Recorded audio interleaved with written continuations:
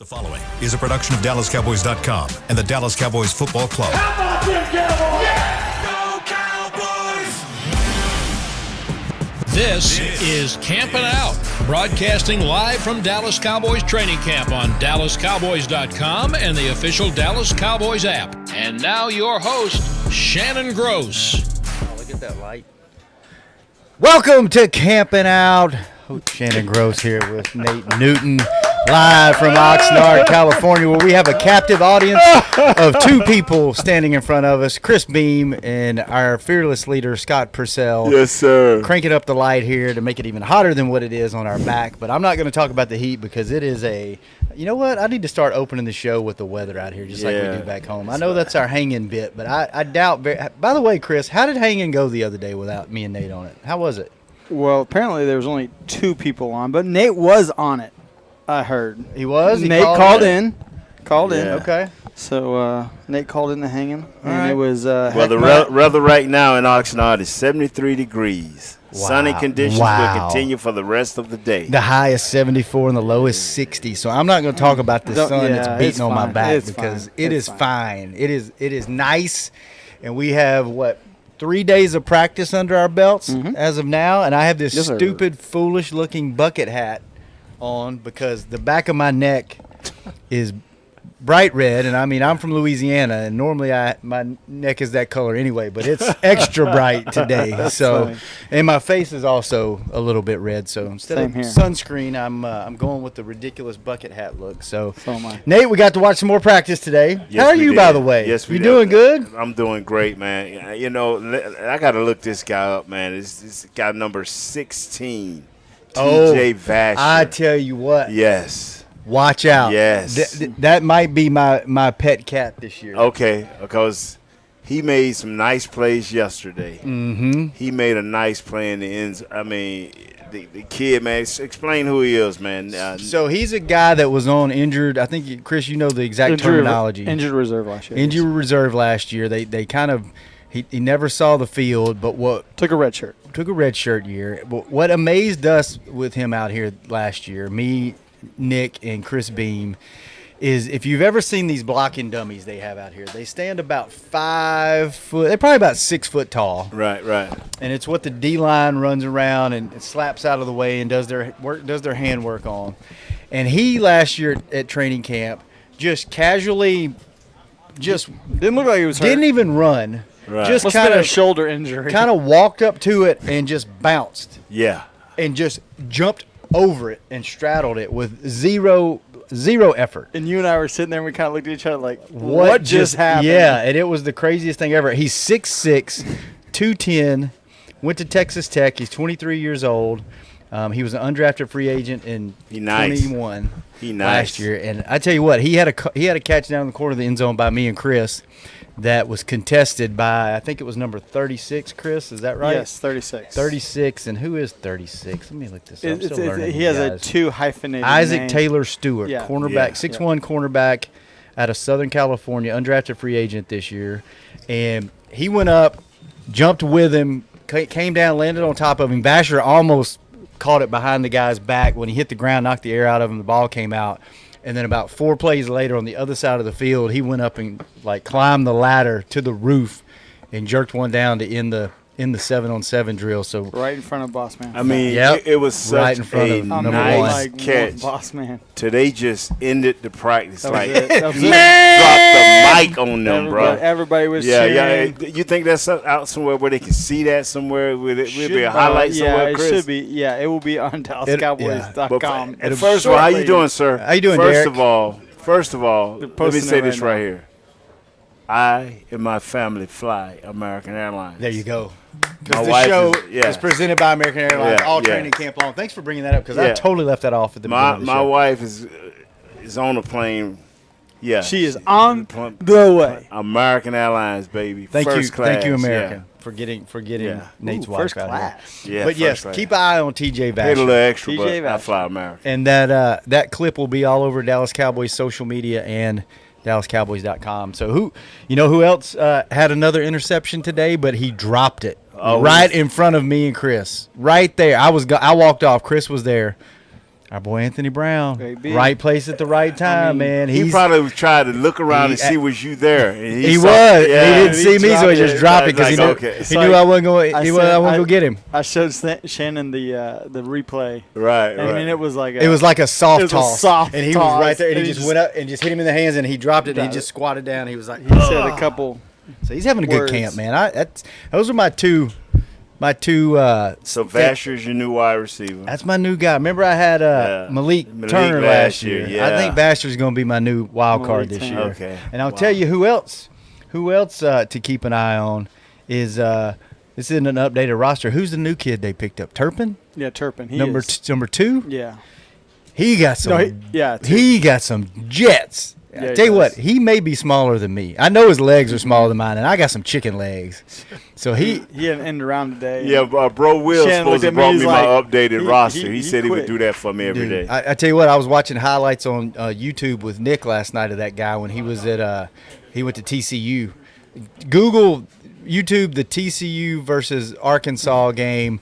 Turpin highlights. Thank you, brother. Thank you. Watch that man single-handedly destroyed Arkansas, but I think Arkansas actually won the game. But he kept them in the game, man. So his stats are. Let's see, where's he at? Number 2. Number 2. Wide receiver. He's like 5'8", 5'7", 158. He's 25 years old. He's a rookie out of TCU. He was a 2022 free agent. I think he was an XFL standout guy, wasn't he? He was MVP of the American Football League. The one that just AFFL. AFFL, okay. Or no, UFF. The UFFL. Okay. What you were in? USFL. USFL, excuse me. Getting our acronyms. There's too many leagues. That's about the only thing I can pronounce. But he was the MVP of USFL. He was the MVP of the USFL. Wow. Sweet, man. And I saw some of those highlights of him playing in the USFL. Good player. Wow. See if he can make the team. I think they're looking at him as a kick returner, punt returner. Wow. So anybody else stand out to you, man? Dak was looking pretty good today. He especially in 2 minute, man. Yeah. Was the red zone of 2 minutes? But boy, he was blistering that ball today, man. He was throwing it. He hadn't been throwing the long ball really well, but he hit CeeDee on a decent linked pass. And Chris held his breath in the end zone one time because they were in the 2 minute drill. They were at about the 35 or the 40. Yeah. And they had like 3 seconds left on the clock, and Chris was like, "He ain't gonna air this one out, is he? Because is that when he hurt his shoulder last year on a play just like that? Yeah, Hail Mary. So Chris was like, "Don't do this." But he threw it, and he's fine. Everything's fine. So he threw it, and he's fine. But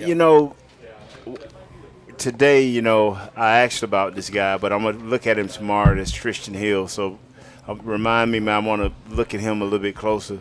But, CeeDee Lamb is a guy that I'm looking at because I know he's a big play machine. But what I'm looking for him is his routes to be crisp and for him to catch that 5 and out, that 15 and out. You know what I'm saying? Those plays that keep the chains moving. I'm looking for a little bit more consistency there. He dropped a few today. That cannot be a part of his game going forward. And I know the coaches are probably working with him and telling him, hey, man, we know you're a spectacular, but we need for you to concentrate a little bit more and don't be a lot of times when guys for catches like that, a lot of guys, they kind of nonchalant about that. They don't have that focus that they have when it's big play time. So we need for him to be a little bit more consistent, man. Mm-hmm. Yeah. Chris, anybody jump out at you practice today? Besides Vasher, Yeah. I mean Vasher. I think that was big for the pass breakup in the end zone. Yeah. And how he came back from that was huge for him, especially to get his confidence. Because this is really his first real training camp. Because last year, obviously, he had the knee injury. Other guys, I was over with the linebackers today. I just want to get some shots of Micah. And the center, Matt Forniak, is I got that right? Mm-hmm. He's playing center. He's with that second team. We need for him to really go hard, really I know who our starter is, but we need to be making sure that he's getting enough reps and getting enough playing time. And I'm going to need to talk to Tyler because he will not take that. When you have no pads on as a player, I was taught always take an extra step with your technique. You know, he'll get a good jam, boom, with his hands. He'll get a good jam inside, but then he'll get lazy on his feet. Don't get lazy on your feet. When you make that jam, reset yourself and pat him. You know what I'm saying? And what I mean by that, when you jam him, just keep patting him. You know, learn to get your hands and feet into a rhythm. He'll jam, and then once he think they stop and they're going into their second move, all of a sudden he finds himself behind and holding. He has to learn to take that extra 1 or 2 steps for him to have that perfect technique, and that'll cut down on some of the holding calls. By the way, we have a special guest that'll be joining us here in just a little bit. We're going to have Osa Odighizuwa, and I want you to try to pronounce his name and welcome him to the show whenever he gets here. Yes, I am. Osa. Yes, sir. His last name. Osa his last name. Osa O.D. Osa O.D.? Yeah, I'm not going to mess up his name. I'm going to keep practicing it. Osa Odighizuwa. See that? I can't even get Osa Odighizuwa. You didn't even get out of the gate with that one. Yeah, mate. so I'm not going to permit, you know. What, your buddy was out here today. Charles Hayden. Did y'all watch practice together? Charles Hayden? No. Yeah. No. You and Charles? Because all I'm going to hear is just when Charles come around, I find myself, I have to go back to my room and pray because I start cussing all over again.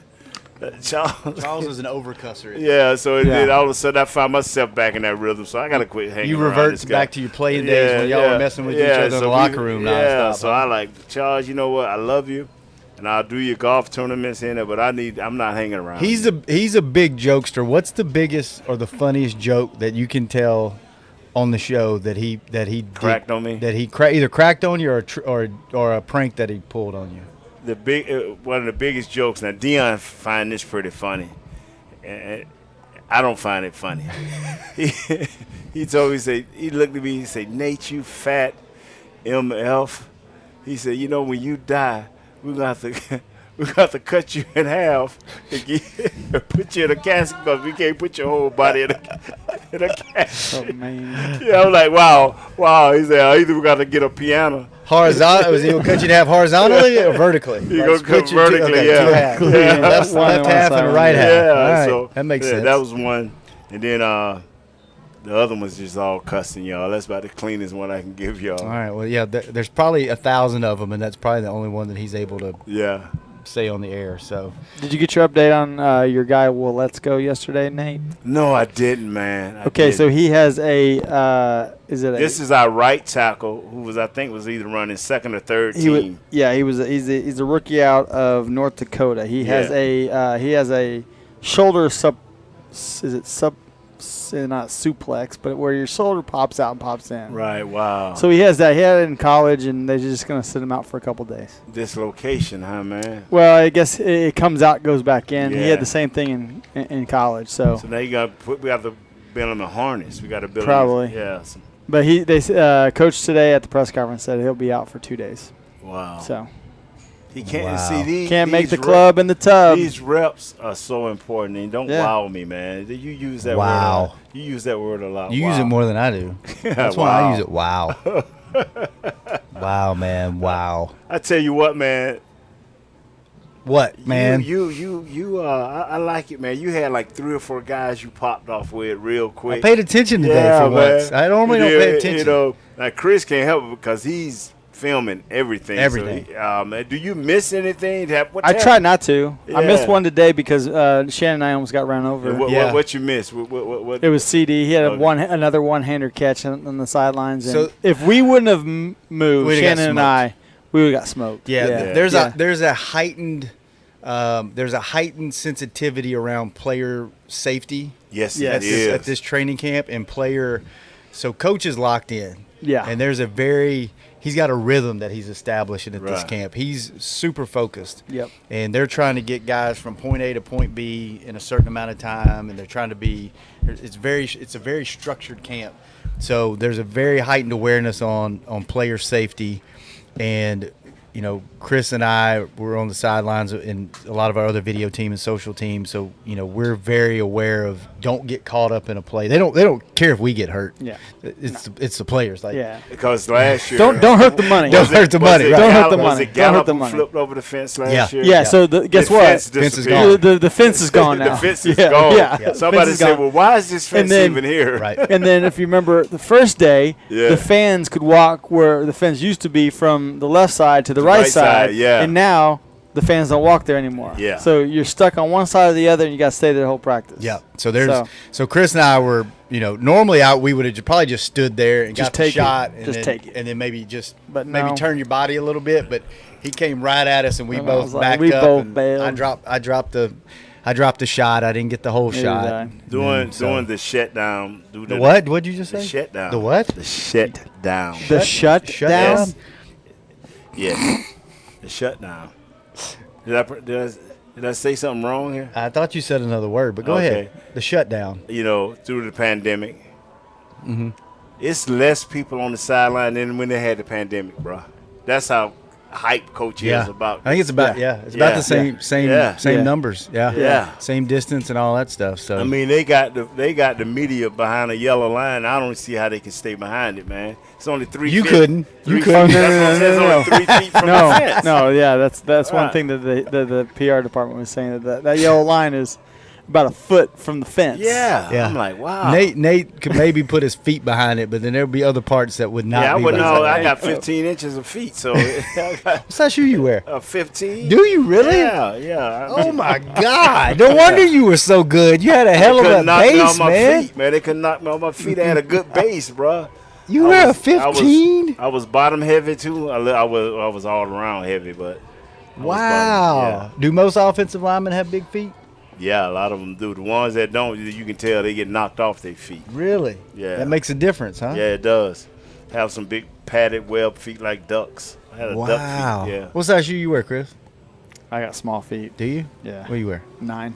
That's not that. I mean, that's small for a guy, I guess. What about you? So the story behind my feet is 10 and a half. My brother says I've always been a 9 because my uncle used to work for Nike, and Nike's sample size, he was sales was 9. So you started wearing 9, and you just hoped your feet didn't grow. So I always squeeze up my feet into 9s, and next thing you know, I used to have so many shoes, Nate. He would send me every time I get them samples. He just after he got done selling them, he would ship them to me. Wow. So I just had a heck of a lot of Nikes. Did you get like Jordans and everything, or just like Jordans shoes? were different. Most of it was brand. I got like Air Maxes, and I got Dion's white shoe that looked like leopards, right? The blue before they even came out. Wow. Had his picture in the bottom of them. Yeah, it was back in 1995. That's pretty awesome. So wow. That's kind of cool. See, there you go. Wow.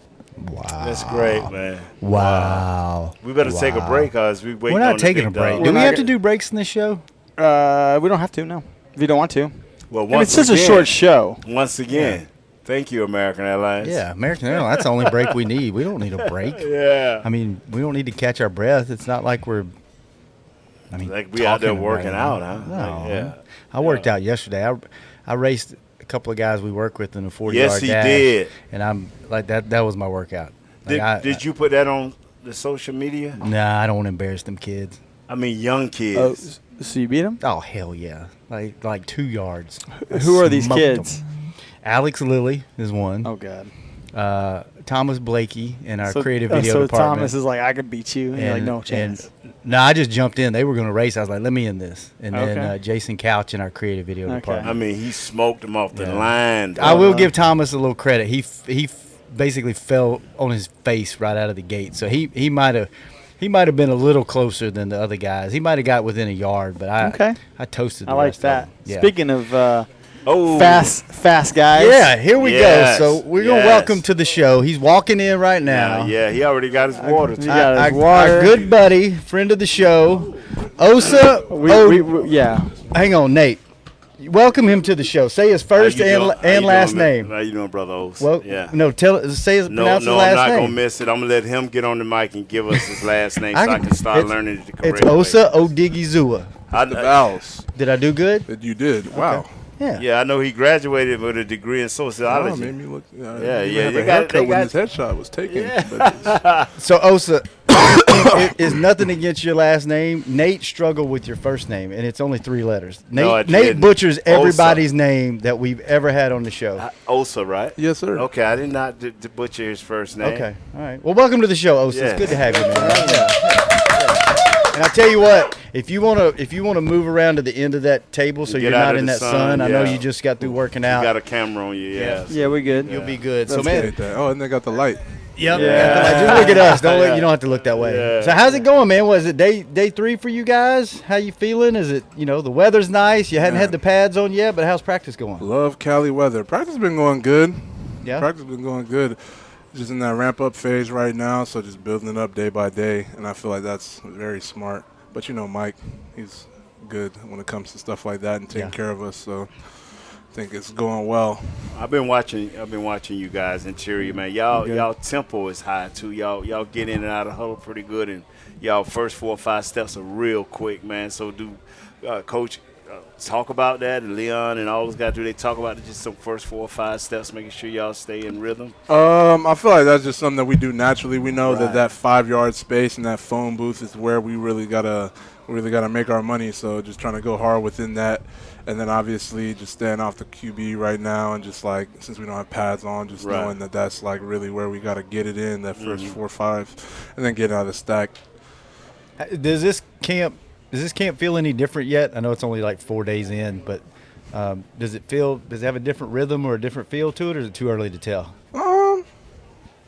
I just feel like the connection is definitely higher, given that like a lot of guys are coming back. So I feel like just as far as for us for a defensive line, it definitely feels a little different, just because like the connection is already built, given that we were a new group of guys last year, and it's a lot of the same guys back this year. So just knowing who you're next to, and just knowing the communication, and you know what I mean, just being able to like even have nonverbal communication where you could just even look at a guy and just kind of like know by that nod, and just like I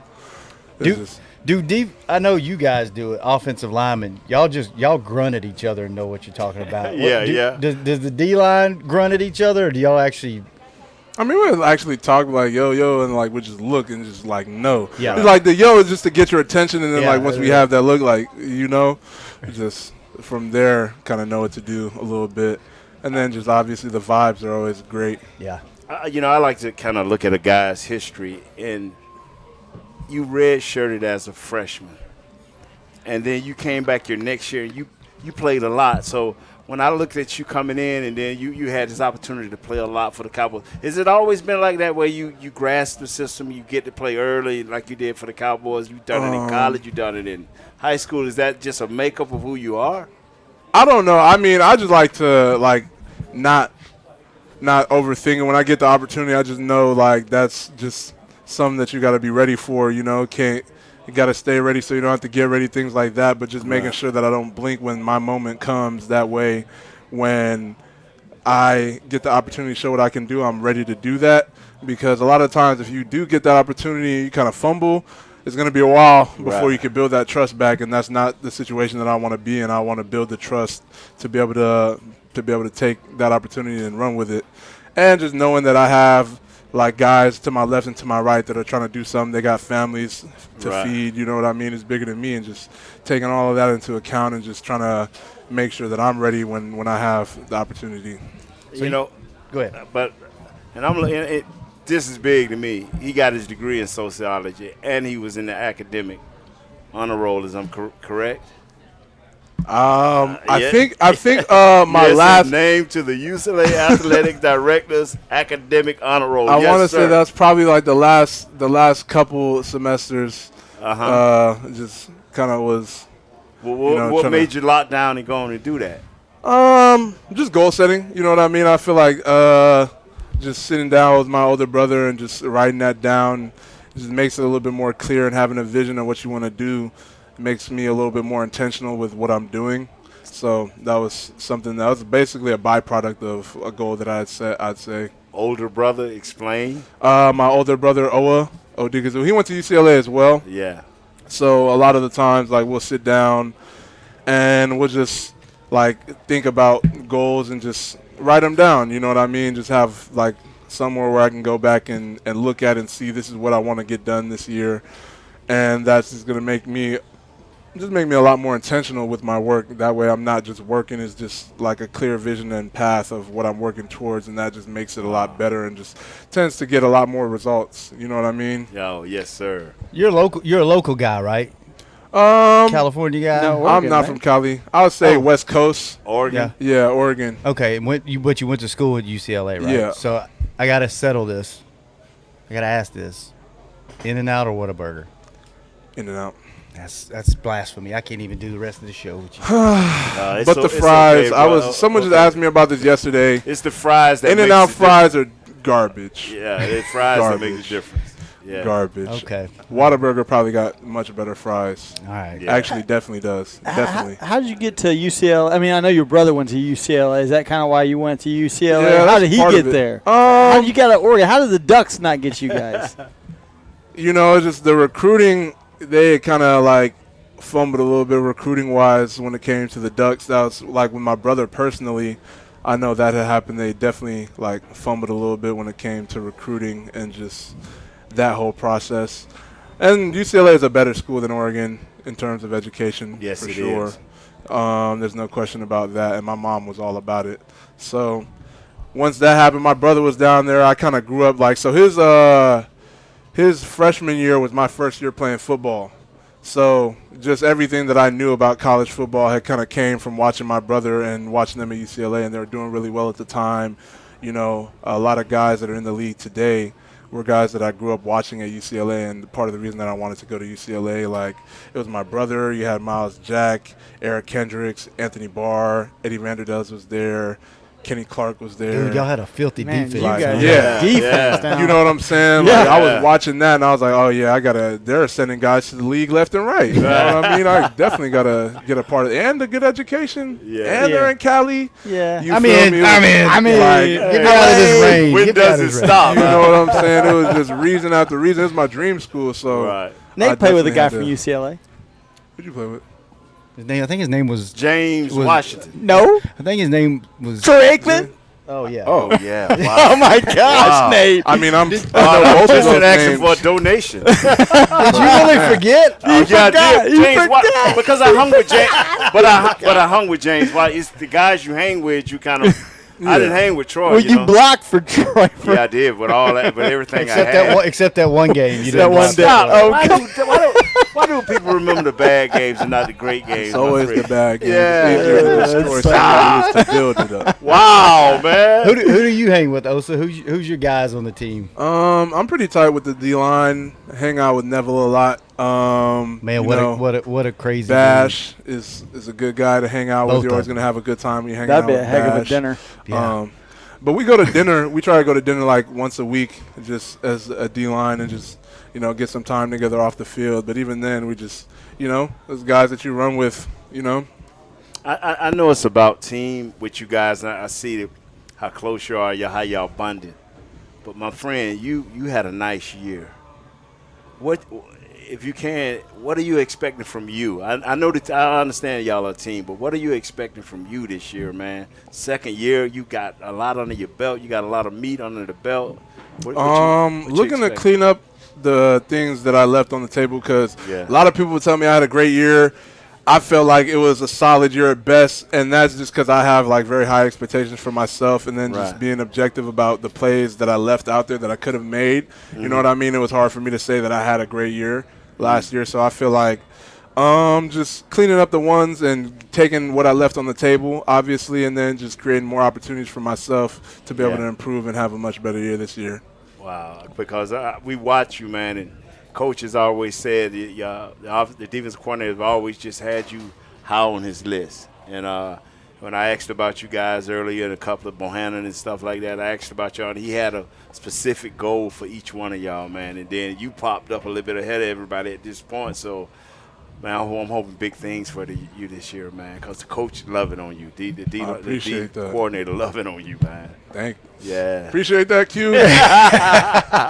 Well, we're hungry. We know you're hungry. Right. I got one more question before we let you go, because we're gonna go eat too. Speaking of eating, we had food trucks out here 2 nights ago. Yeah. Which was probably one of the best experiences I've had out here at camp. And I've been out here like bring Bledsoe's out. Oh, so we have 3 food trucks and a ice cream truck. What all did you put down the other night? Because you were handling on some food, weren't you? I went straight to the Euro fries because they had this Greek food truck. Mm-hmm. They had an In-N-Out truck. I ate so much In-N-Out when I was in LA that I wasn't really like fiending for it or anything like that. I feel like I got to be in the mood for In-N-Out now. Right. So I skipped the In-N-Out. And then there was a taco truck, and I had some short rib tacos. And I'm lactose intolerant, but one of my teammates gave me some lactate pills, and I was able to eat a little bit of ice cream. I had like an ice cream sandwich. No lobster roll? Nah. Are you a fry guy, man? Are you a French fry guy? I mean, I'll go tater tots over fries. Listen to this guy. Tell him what you used to do when you played. What was your snack after practice? Or out of French fries. How many? Tell him how many. A bag, the whole He would bake a bag of all-righter French fries and eat the whole bag. Oh, my goodness. Yeah. But I was 300, about, 40, 50 pounds. Sheesh.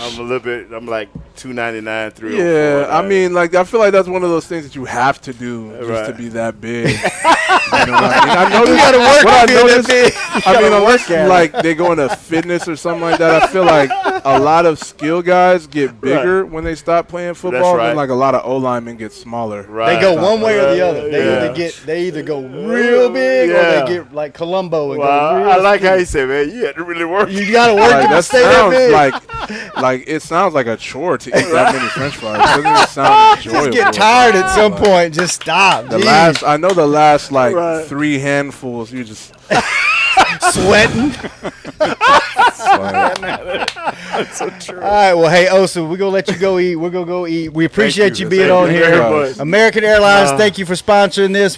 Chris, we going tomorrow again? The last 3 handfuls, man. I next to you. We can do it. Are we going tomorrow? You want to do it tomorrow? If that's something, I'll do whatever y'all need to do. All right, you know what? Check the website. Yeah. We might be on, we might not. We'll figure it out. This has been another episode. Our special guest of honor, Osa Odighizuwa. Thank you for coming on the show. Nate, good seeing you, man. Good show. Last 3 handfuls was a beast. We may be back tomorrow. We may not. Check us out. Oh, this has been Camping Out. Camping Out. This has been a production of DallasCowboys.com and the Dallas Cowboys Football Club. How about this, Cowboys? Yeah!